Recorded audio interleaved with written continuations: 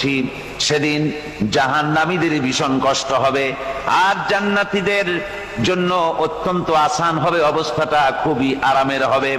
নবীজি বলেন, এক ফরজ নামাজ, এক ওয়াক্ত ফরজ নামাজ আদায় করতে যে সময়টুকুন লাগে, কিয়ামতের মাঠের এই সময় এত বড় বিরাট লম্বা সময় জান্নাতীদের জন্য এরকম হালকা হয়ে যাবে।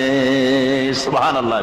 হযরত আবু সাঈদ খুদরী রাদিয়াল্লাহু তাআলা হাদিসখানা বর্ণনা করেছেন, এক ওয়াক্ত নামাজ, একটা ফরজ নামাজ পড়তে যতটুকুন সময় লাগে, এতটুকুন সময়ের ভেতরে জান্নাতীদের কারবার শেষ হয়ে যাবে। সুবহানাল্লাহ বিহামদি। আর ওদের কারবার তো শেষই হবে না।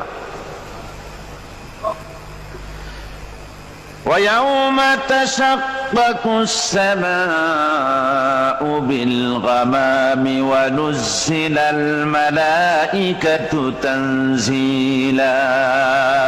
ওরা ফেরেশতা দেখতে চায়। সেদিন আসমান সমূহ